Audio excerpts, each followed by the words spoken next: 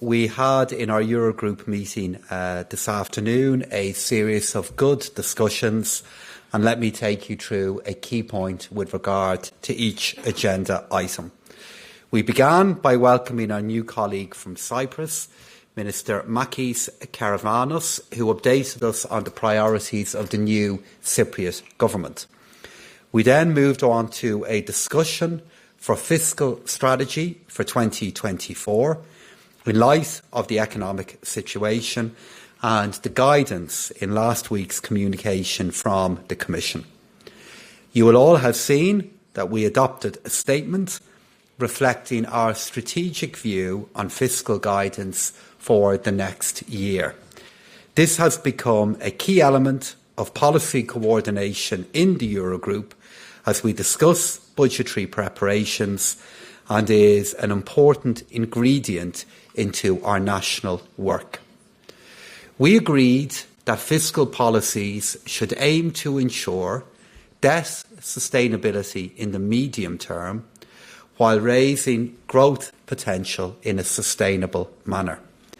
We did recognise the need to address the green and digital transitions, but sent out important signals regarding the design of budgetary measures and the need to avoid permanent deficit increasing measures as an important element in preparation for budgets for next year.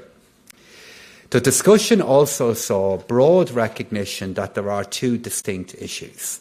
First, the agreement of our Eurogroup statement that was just published, and second, the discussion of changes on the economic governance framework, which are well underway. Our second item today was the preparation for international meetings. Commissioner Gentiloni debriefed us on the February G7 finance ministers and central bank governors meeting, and we looked ahead to the April spring meetings that will take place in Washington. More than ever, it's important for us to have a common understanding of the key issues for the euro area as we participate in policy discussions with policy makers from all around the world. And there continues to be full consensus within the Eurogroup on exchange rate developments. We then moved on to a discussion on inflation. This topic's never absent from our policy discussions, and today was an opportunity to take a deeper dive into the inflation figures, to look at the Commission's analysis, to take stock of a range of price pressures that are lingering even after energy prices have come down from their peak levels. And it also provided a further political opportunity for ministers to share their experiences in dealing with this great challenge and also to further develop best practice. We then had a short discussion on the euro area specific elements on the economic governance review, notably with regard to draft budgetary plans and macroeconomic imbalances. It was a short discussion because we reached consensus on those particular elements, and the ECOFIN Council conclusions tomorrow will contain a paragraph reflecting our common view. We then concluded our planned agenda items with a strategic discussion on the digital euro. This built on the statement we adopted in January, and after many months of assessing the potential design of a digital euro, ministers wanted to reflect on the bigger picture again ahead of a legislative proposal from the Commission and the ECB decision of whether to move to the next phase. We noted the reasons why the digital euro is a high priority for our monetary union. These issues involved matters such as consumer preferences, providing a public good in the form of pan-European payment solutions, and how we can preserve and deepen European monetary and economic autonomy.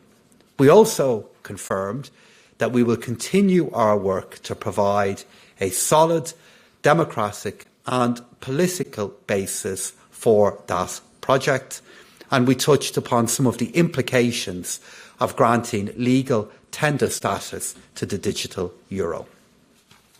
Finally, we discussed the collapse of the Silicon Valley Bank in the United States, a situation that we continue to monitor carefully. The problems arise from the specific business model of the Silicon Valley Bank, and the picture here in Europe is very different. Our banks are overall in good shape. We have strengthened them enormously in recent years, and they are under the close supervision of national and European authorities, and the Basel framework is being applied to all EU banks.